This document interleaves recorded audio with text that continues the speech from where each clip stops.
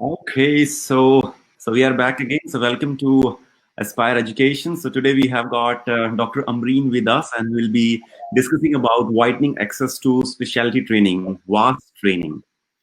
So thank you so much, Dr. Amreen, that you took time and you wanted to share your journey as well as you will be guiding people or candidates about the VAST training.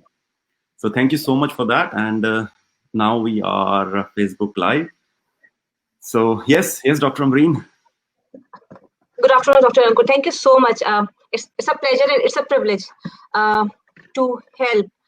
Uh, Widening access to specialty training, it's relatively a new uh, forte that is provided to the IMGs, and it is from the Health Education England. So it started in 2018 February. I was the third batch, uh, but I found it really helpful. I've been in the NHS for hardly 1.5 years, but now as a GP trainee, now I think that really boosted my confidence, my skills, and my readiness to enter Hmm. the specialty training.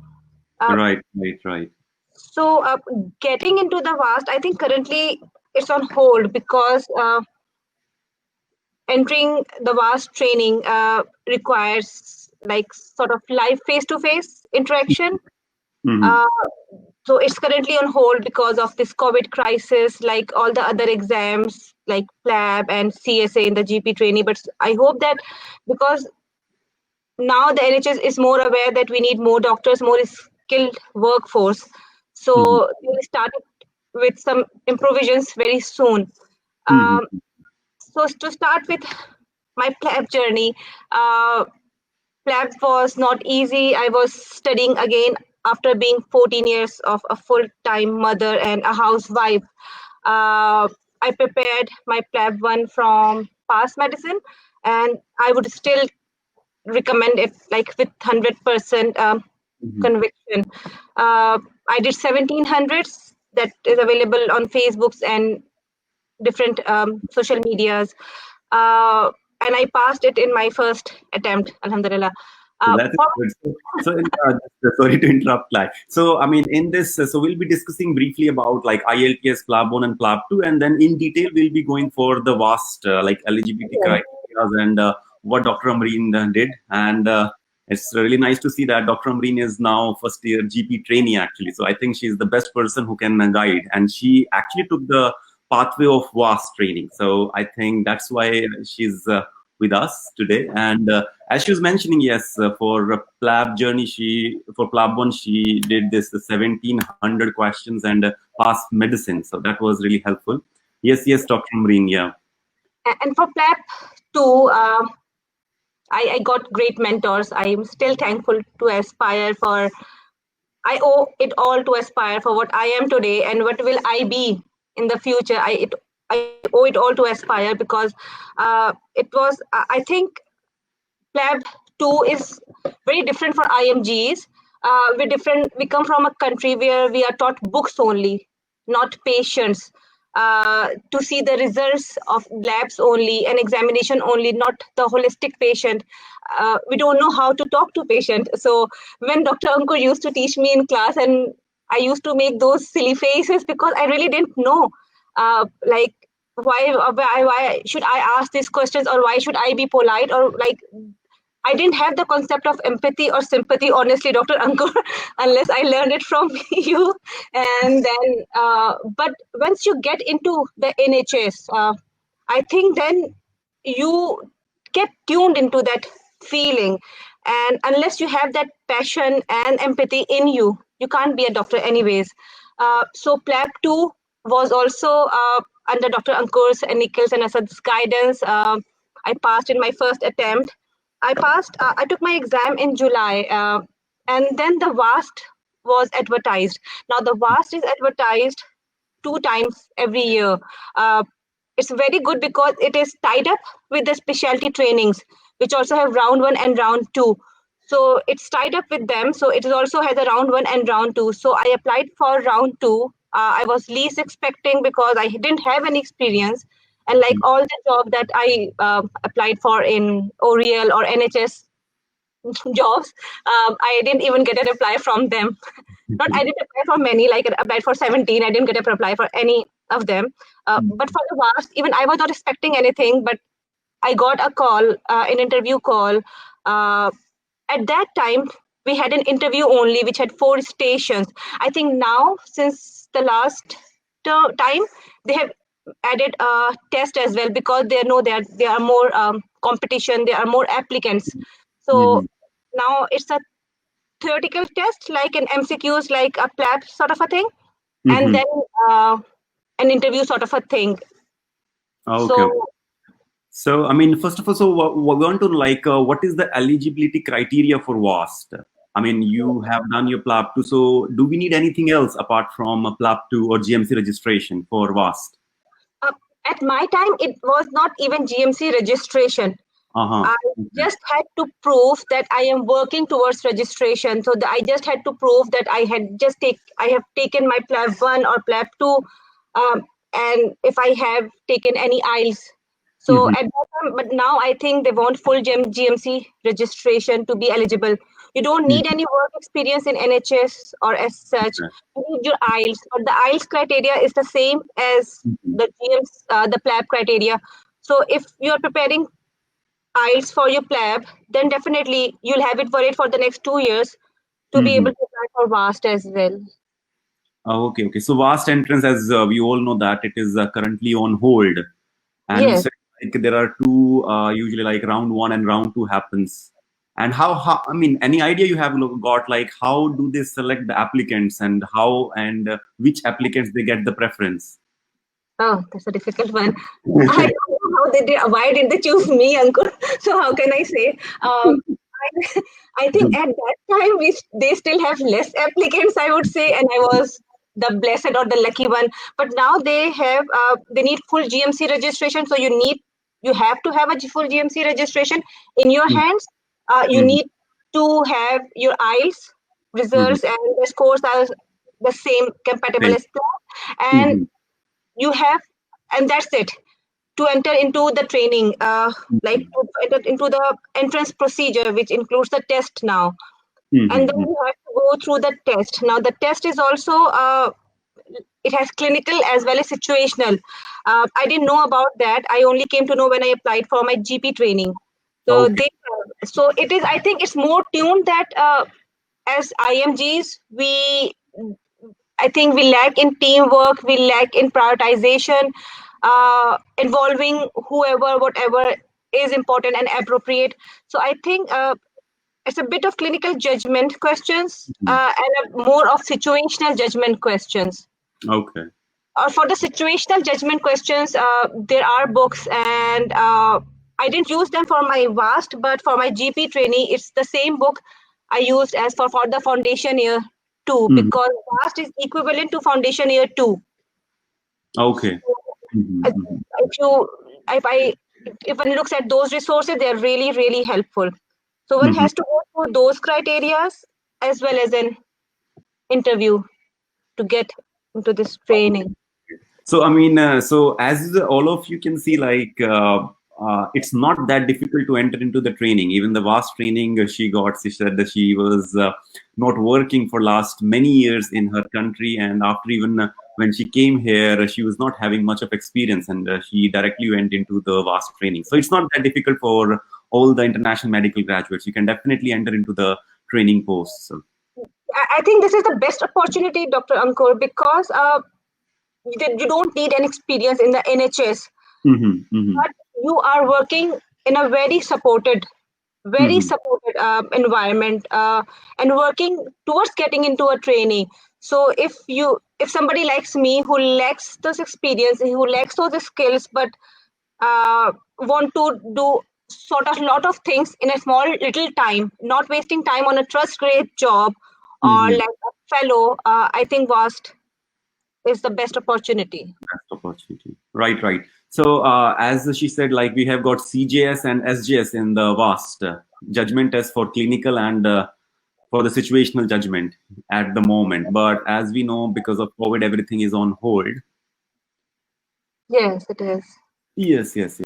So, what are the vast expectation, experience, outcome, and how did it work? How was it helpful for you in getting a GP training post? I mean, Um, I was not expecting this much.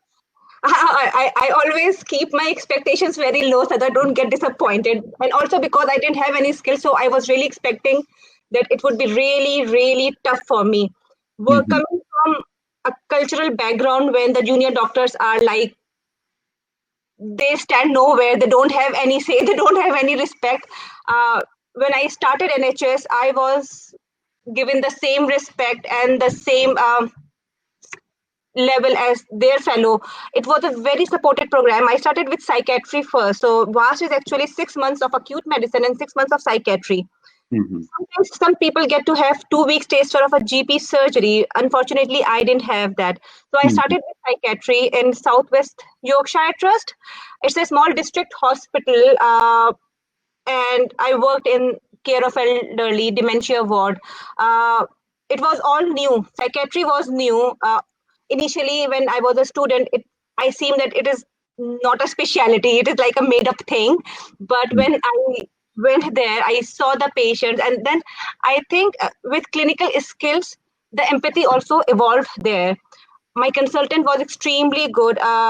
He made sure he didn't know anything about VAS, but he made sure that he keeps uh, what I say, complying to what I request, like signing Mhm. off, giving me opportunity. So he gave me the opportunity of an audit. So Mhm. that is one of the major tick box for getting into a training program. So that Mhm. I got done in my psychiatry. So he gave me an opportunity for audit. He used to tell me to head board meetings, to Mhm. lead board meetings. So he was really good. My next 6 months was in A&E, and it was the most wonderful experience. Okay. Like amazing. Like my consultant was really strict.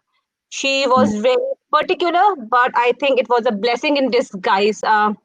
She didn't know anything about VAST, so she said, "Okay, I won't meet you for the next 2 weeks unless I know what I want to train you for."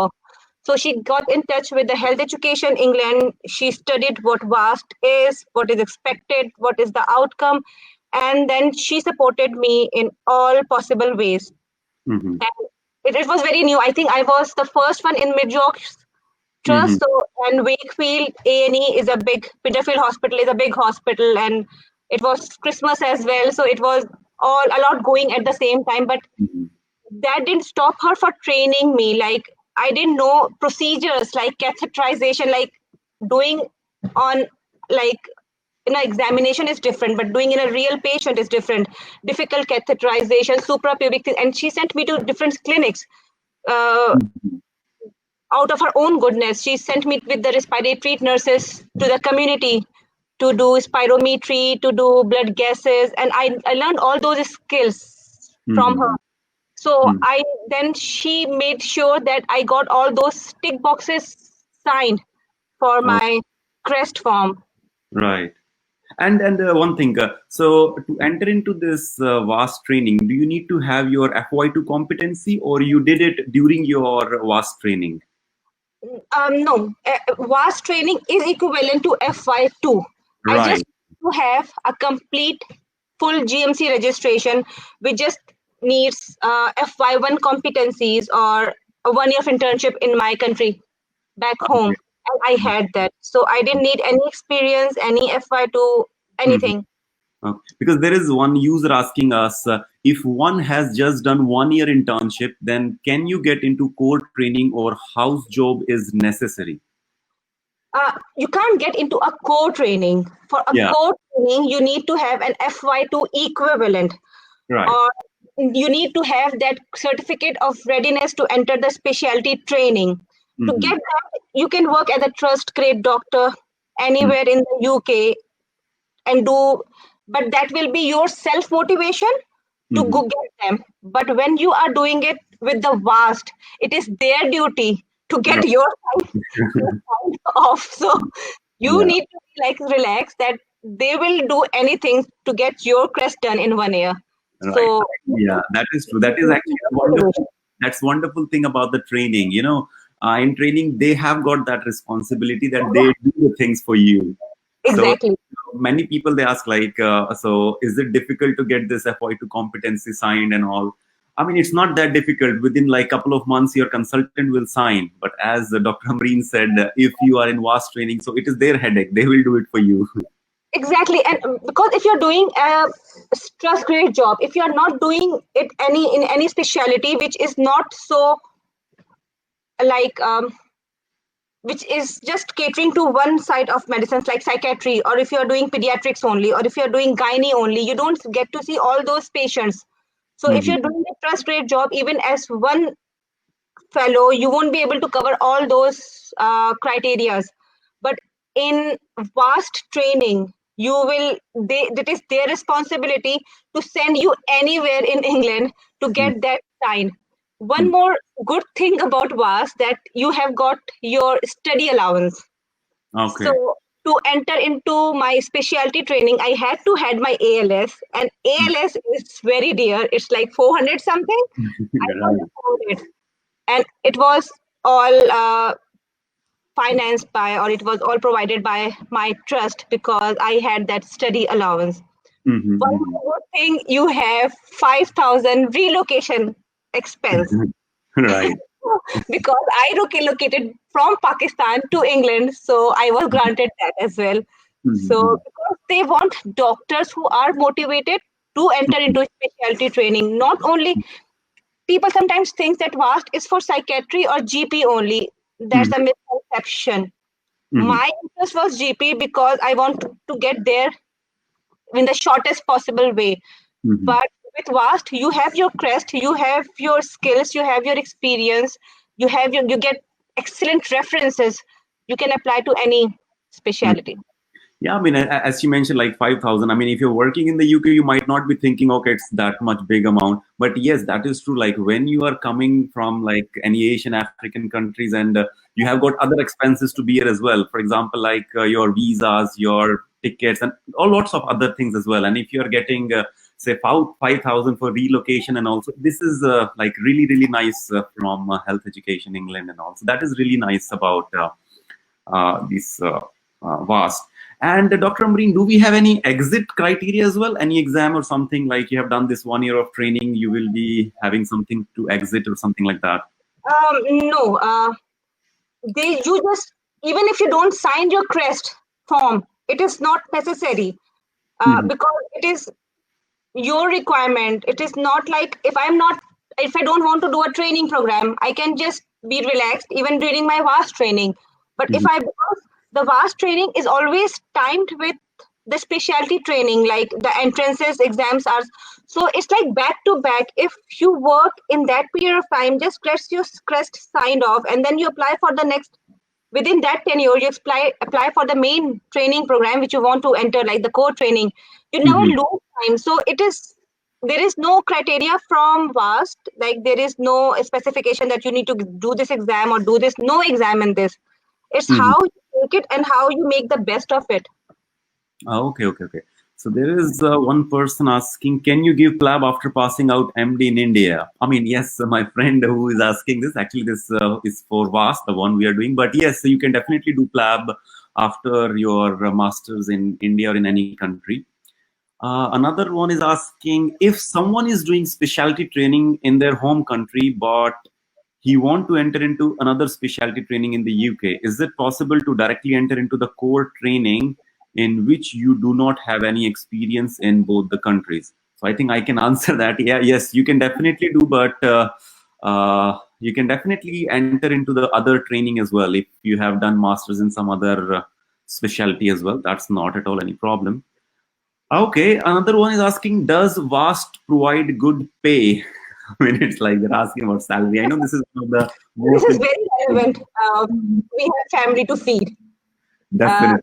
So I have 3 children to feed, to take care of them. But I think yes, if you are not like very like very wasteful person, then I think VAST gives you enough to spend on your family as well and to save for the next visa as well. So it is a very, I would say that, and it also depends, like if you do on calls, if you do locums, there is no restriction as a vast as well to do locums. So you can earn over and above your basic salary as well. Yeah, definitely. Because like as she got the visa, so definitely the salary was more than that, so that you can get the visa from the trust. One thing, and secondly, you are free to do any extra job locums, because in the UK, you know that locums they give good salary, so definitely you can go for those things. And I think when you're coming to the UK, salary won't be a big problem. And also, it depends how much you want to spend and how much you want to save. Exactly. And also it depends on the area. I mean, if you're staying in London, for example, then whatever you earn is less actually. Exactly. I live in Manchester. I've always been in Manchester, so I think Manchester is quite affordable, like affording for me. I worked in Yorkshire. I lived in Manchester. Commute was there. I didn't have a car, but even after paying for my traveling expenses, which were not paid by my trust, I had to bear that travel expenses. But still, it was very, very. I think I was well paid to afford all that. Right, right, right, right. So this was vast. So anyone, if you want to ask questions, you can ask. We'll be more than happy to answer. So how's life now in the GP training in general? We will do another one maybe for GP training, but in general, I'm asking like how's life? How it was in vast and how it has changed when you are now a GP trainee? Vast was like doing a lot of things in 1 year. There was nothing like I was being assessed or anything. I used to have regular meetings with my consultants, which they used to have. Like there should be a meeting within the first 15 days, like all entrants. So I had to have a meeting with my vast consultants in both the specialities. But it was not like they were assessing me continuously. It was just when it came to signing off those competencies, then they would look for evidences. But as a GP trainee, it's like 24/7. Even when I'm home, I'm thinking about the reflections I need to write and those things. So, but I think when we talk about GP training, I'll tell you, like it's the best thing that happened to me. My educators, my mentor, everything, my assessor, supervisor, they're extremely good, and I'm really glad that I got this GP training. Right, right. Yes, I mean, I know like training might be a bit stressful, a bit busy, maybe like for these 3 years, and after that you will be having your life to enjoy. Because many people they ask, shall we go for this GP training or something else? You know what is my answer usually? I usually tell to them, if you love yourself, go for GP. If you don't, then do whatever you feel like. Love your family. Yeah, that's the same. If you love yourself or if you love your family, If you're bored of them and you want to spend your time outside, then go for A&E. yes, I mean, maybe like as you know, in GP training, you'll be posted in different departments. But after once you become the GP, then I think it will be. It's just 18 months in a hospital setting, doing on calls and whatever, long days, post calls. 18 months, and after 18 months, you are in a surgery. You are getting all the bank holidays, weekends, and in addition to your annual leaves and sick leaves. So, and nowadays, GPs are working from home. All the better. Yeah, I mean, because of COVID, yeah. So there are some, I mean, some positive points. I mean, for us, you can say. COVID is a blessing in disguise. I think family came to know each other. Members of the same household, they came to know each other. Definitely. So as we like came to know, like vast is not only like psychiatry and GP; it's more than that, and Yes. it will be really helpful for everyone. It's because it's not just GP and psychiatry. It gives you a very relaxed, supported program. Like you are taken care of as a first doctor, as a first-time doctor in the NHS. You don't know the culture. You don't know how to. You don't know your path towards entry into any specialty. I think vast is a very supported. It's like they're taking care of you. They guide you what to do. You have your mentors. You have your everything. You won't be looked down upon for not having any experience.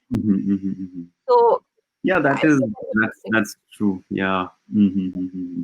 And somebody's asking, is it expected when the VAST would open again? I don't know. Yeah, nobody knows actually. Nobody Asking actually, nobody knows. I mean, as you can see, all the exams are on hold and things are settling down, but nobody can give the exact answer, I guess, for these kinds of questions. Or they may improvise something else, like doing things like this, live sessions, live Zoom meetings, things like that. But it's hard to say what they're coming up with, what they're planning. We'll come to know the new normal.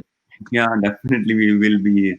And also, like, VAST training, I mean, candidates, they are coming and starting with non-training jobs. So actually, this is an option. You can go for VAST training as well, because usually people, they work for 1 year, 2 year and non-training jobs. So maybe you can do VAST and then apply for the training. That's also like one of the best thing they can do. Definitely, like Dr. Ankur, you know my PLAB journey. Yes, very, definitely. Yeah. As good as I know myself. So I started in February 2019 as a VAST trainee. I started in February 2020 as a GP trainee. So it is the shortest one could get. I have seen my friends who are consultants now, but they said that, Amreen, we have struggled more than what like you achieved in such a short time. And I think it is because of the VAST program. It is actually programmed for us only, we who coming from in countries where we don't have that much skills, and even if person like me who doesn't have any experience at all. Definitely. So somebody's asking, will you advise someone to book for the PLAB2 immediately the exam resumes, or when do you think will be appropriate? Okay, this is for PLAB2. So my friend, I would advise like book it as soon as possible. That would be our advice. Should I take the OET, PLAB1 and PLAB2 within 2 years, or there is no need for a valid OET after passing PLAB when I apply for register in the GMC? My friend, you need a valid IELTS or OET when you are applying for the registration with the GMC, right? Okay, so I guess there is some problem in the broadcast. Amreen, can you hear me? I can hear you, but I can't see you moving appropriately. Since Yeah, you're not syncing with your voice. So okay, that's fine. Anything else you want to say about VAST? And I'm looking at the questions as well. Anything else? I'd like to tell about say a little about VAST interviews, because VAST test was what I have heard from my friends who are now planning to take the VAST program. So the test is they are preparing from past medicines and whatever they prepared with their PLAB1 from. And the PLAB, the VAST interviews has 4 stations. The first one is a patient, like a psychiatric station. They send you all the stations 15 days before your interview, so you have an idea to brainstorm what questions will you ask or what you expect. It is very, very similar to our PLAB2. I took my PLAB2 on 17th of July. I had my VAST interview in, I think it was September. So what Dr. Ankur taught me, it was all fresh here. So when I got my 4 stations, I just opened those notes again. And then, because I have friends who are psychiatrists and who are GPs, so I consulted with them as well. So there are 4 stations. The first station is always a psychiatry station. The second station is always a psychiatry station, but there are assessors who are there and they ask you questions. How would you reflect upon that? What would you do differently in the same situation in the first station? The third station is an acute medicine station. You don't need to be a consultant to answer those questions. You know your A, B, C, D, E. So they start from there. They don't you and the names of any medications. They just want to know that you are a safe doctor. You won't let the patient die. Like what we think in PLAB2, the patient should not die in the station. So it's the 4th station is tricky one because you get two sets of 5 scenarios. They all seem like all of them are dying. Mhm. And then you have to prioritize that who will die first, so whom should I see first. So Right. I took it like that. And I think I scored 9 out of 10. So Okay. that is not difficult if you use a little of common sense and clinical judgment. Like if a patient is having a pneumothorax and as a patient who is just a post-op with a little bleed, who will die first? So Mhm. the last station is something new which I hadn't done before, like prioritization. And these types of questions, they also come in GP entrance as well. So I then had an idea when I was applying for my GP entrance. Mhm. And also one thing, if someone starts their VAST program, can he left it if he gets core training during this VAST?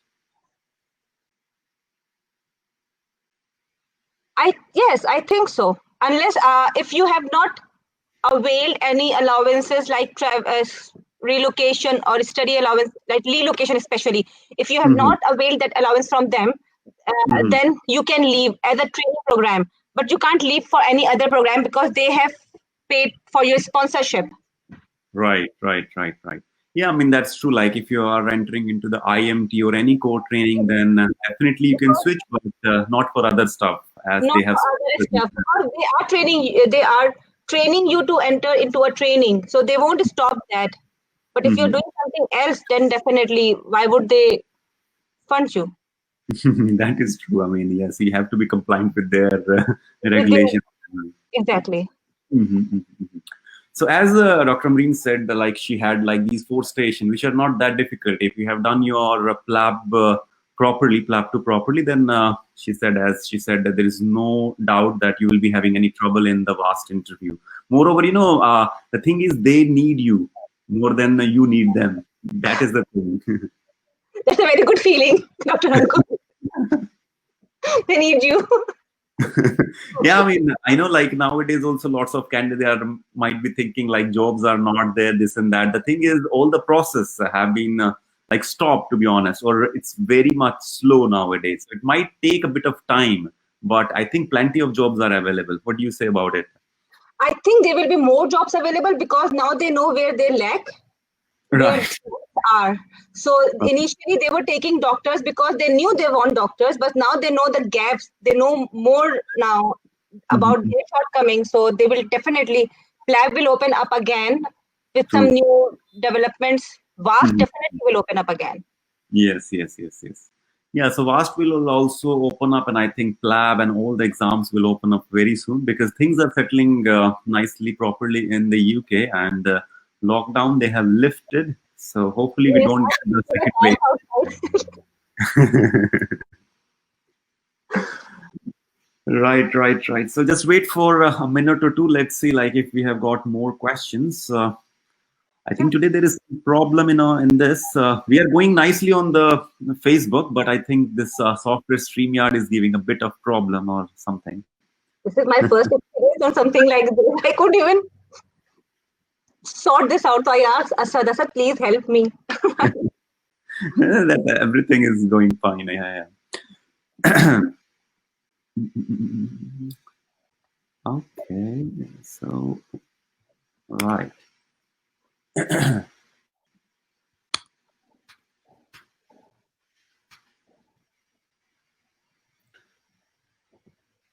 Okay, so this was about the journey of Dr. Amreen. She did IELTS, she did PLAB 1 and PLAB 2, then VAST, and then the GP training she is in at the moment. So I think she's the best example that VAST is really helpful, and definitely you can do it. Instead of doing a non-training job, you can definitely go and do this VAST. It will be helpful in getting your competency signed, and you will be assessed properly under the consultants.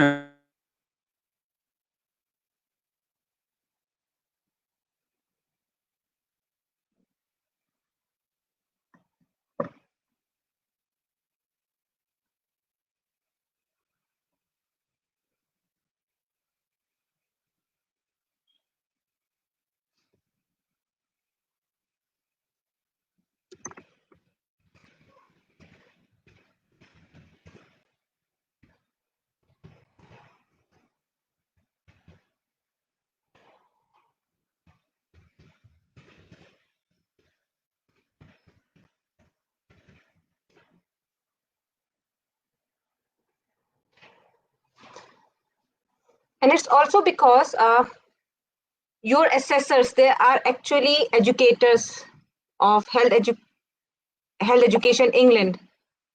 So it's not that they can't doubt your assessors, they can't doubt their judgment because they are already recognized educators in the health education England.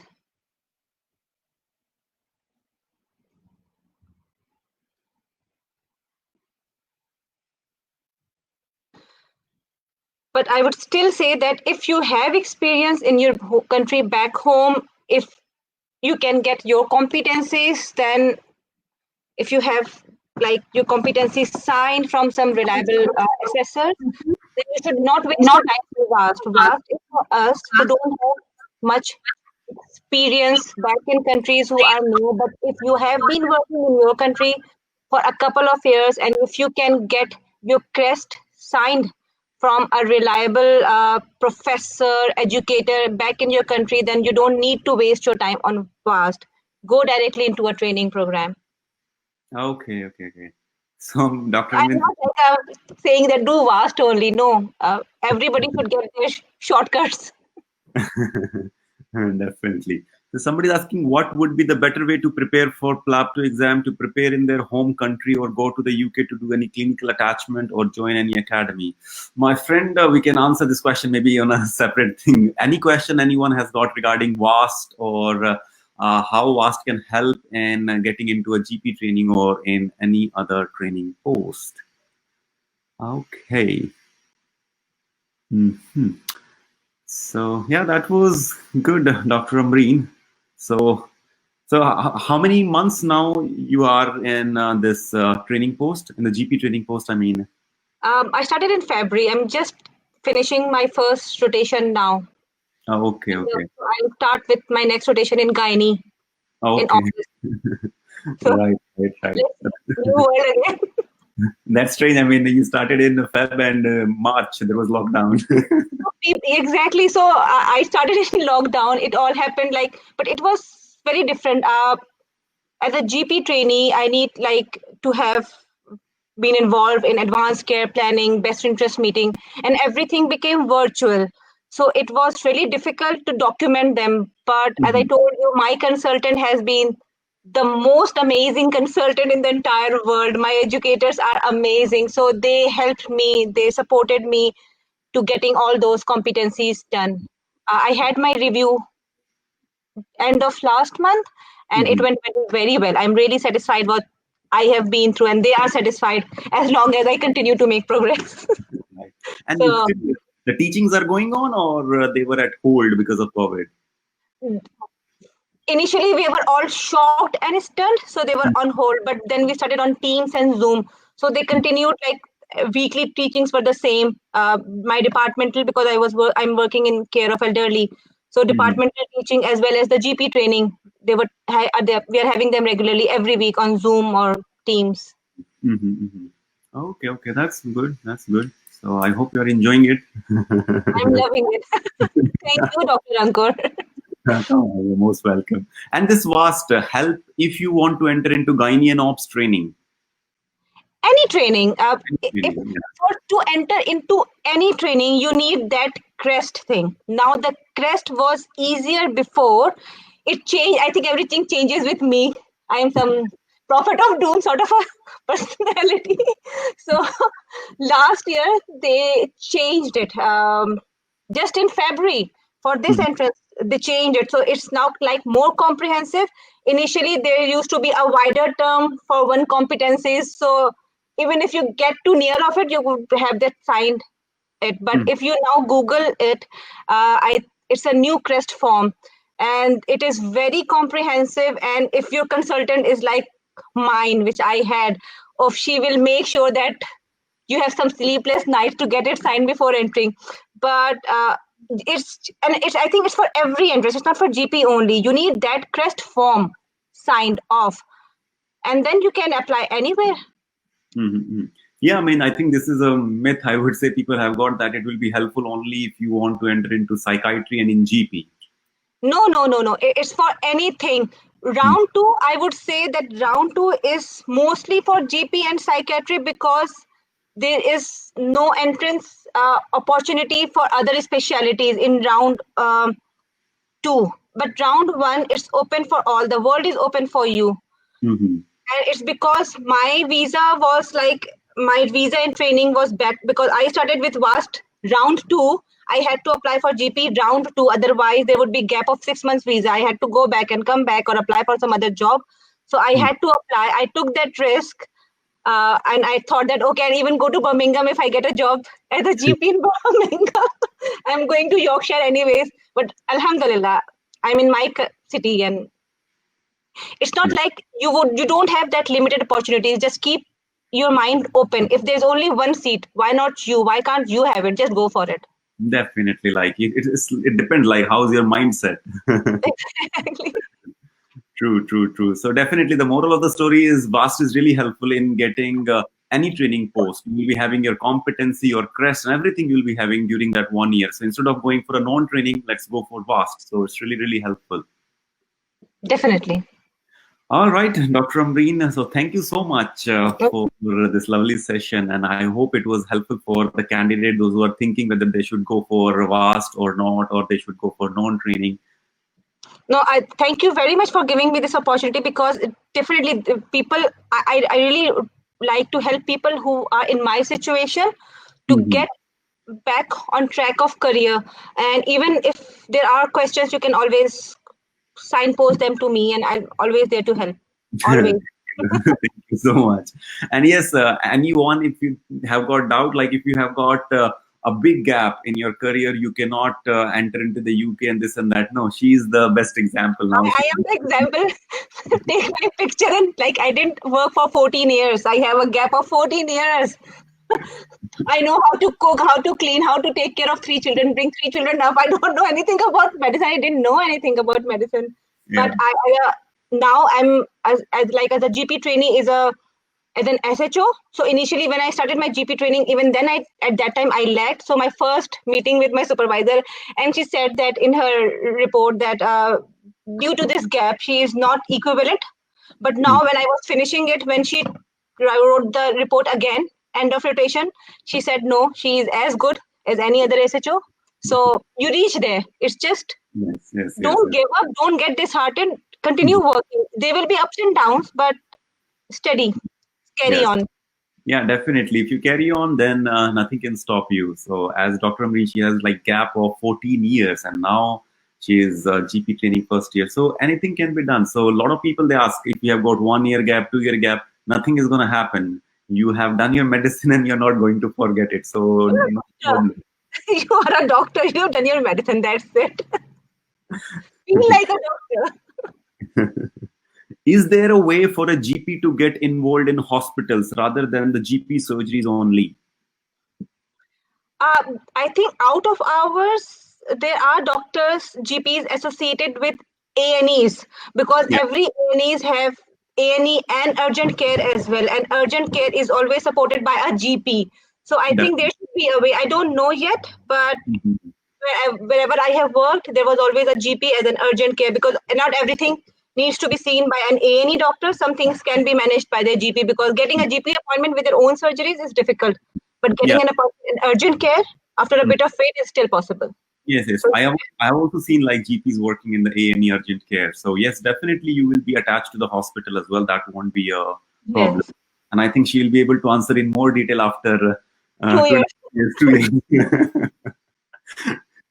Do we need to complete all different rotations in the same hospital, or we have to travel another city for the VAST program? Very interesting. It's not the hospital. You are taken up by the bigger trust. It's not only the trust, it's by the deanery. So my deanery was Yorkshire and Humber. Now Yorkshire and Humber, it extends from Bradford to Hull, Scarborough, and I don't know what, Newcastle and things like that. So I started work as Southwest Yorkshire in my psychiatry. They gave me the next opportunity as an acute medicine and Airedale. Now Airedale is, I don't know where, but it's non-communicable non-commutable by normal means if you don't have a transport. So I requested them, so they now then moved me to Wakefield. So it may be different hospitals, it may be different trust, but the deanery is the same. So you may have to, like, I was going to Dewsbury for my psychiatry and I was traveling to Wakefield, and they're two different towns. But the bigger picture is the deanery who gives you the employment. You have Yeah, to. it always happen like that. Like even if you're applying for even a non-training post, the trust might be giving you the visa, but trust might be having a couple of hospitals under it. Exactly. So maybe like you'll be in 6 months for in one hospital and then for another couple of months in different hospital. Exactly. Even in IMT, I have seen doctors who are going to Tameside and then who was going to Mercy Care and then coming to Salford. So they are all over the place. Yes. So again, deanery and then trust and then a hospital. So definitely you will have to change the hospital whenever you are in any training post actually. Exactly. And it gives you the flavor of different surrounding, different people. People in Dewsbury are different as compared to people in Wakefield. Now I work in Salford. I've been in Manchester for last 6 years. But people in Salford are different. My own GP is different. But because you will work with a lot of people, and as a GP, I will face so many people. I need that experience. So I'm really trying to make the best of learning the culture, learning the language, like the way people in Dewsbury talk. I used to ask them, please, can you repeat it again? Like, I feel so sorry. I apologize because they have a very hard accent, very harsh accent, and as compared to somebody living in London who has got a very royal accent. So you struggle, but you learn. Yeah, definitely. Like in the UK, you will see everywhere you will come across different accent. I know it's English, but different English, I would say. If you go to I can't understand Scottish. It's very cute. It sounds nice, but I can't understand it. Right. I mean, not even like England and Scotland. Even if you go to London, Birmingham, Manchester, the Yeah. language is English, but the accent will change, and you might be having some trouble in understanding. But of course, after a few days, few weeks, you will be comfortable. Few months, I was embarrassed for the first few months, uncle. Better. Right. Yeah, it can happen. Yeah, it can happen because the accent is a bit problem. And once you are in that surrounding, so you will get hold of it slowly, definitely. Yeah, that will work out. Right. So I think Dr. Amreen's story is inspirational. Thank you for sharing. Thank you for listening. Having the patience to listen to me. Yeah. So actually, everyone's story has got something. Yes, Dr. Amreen's story was inspirational in many ways. Actually, the one was the gap. Actually, because a lot of people they ask me this question: we have got this much gap. So what should we do? So now we have got the example. Do what everyone's is doing. Just apply for the training, and you will get it. You have to do. You have to apply. I think you have to have the mindset of a winner, and I learned that very late, Dr. Ankur. But I think, like, if there is only like I am taught, I have some extremely good friends who have forcefully taught me that even if there is one seat, Amreen, that can be yours. Go for it. Yes. I mean, yes. So you are thinking whether I'm going to get that seat or not. But the thing is, you need to think whether I'm giving my efforts to get that seat or not. What you are doing. And there's always power of attraction. I really believe it now. Like, you attract what you think. So I'm always thinking, no, I have 14 years gap. I am doomed. I am a loser. So trust me, I'll sit in my room. I can cry for 10 hours for that, and I can't do anything. But I think you should start thinking like a winner and thinking like you are useful, and that's it. Yeah, and you're never old for these things. You are getting into training after 3 years. You'll be GP. That's it. This is what we want. Short and sweet. Short and sweet. Right. That is good. Right. Okay. So I think we have answered most of the questions that candidates have asked. Or even you can ask the question in the thread and we'll be able to answer later on as well. That's not a problem, because if you're not able to join us live, so you can ask question in the thread. We'll be more than happy to answer all the questions. So thank you so much, Dr. Amreen, for your time. It was really nice, and it was a nice experience, I hope, for the candidates as well. Thank you so much. Thank you, Dr. Anga. Thank you to catch up with you all. And thank you. Thank you. Oh, Thank you. all to inspire anything, anytime. Thank you so much. Thank you. Bye. Take care. Bye. Take care. Bye.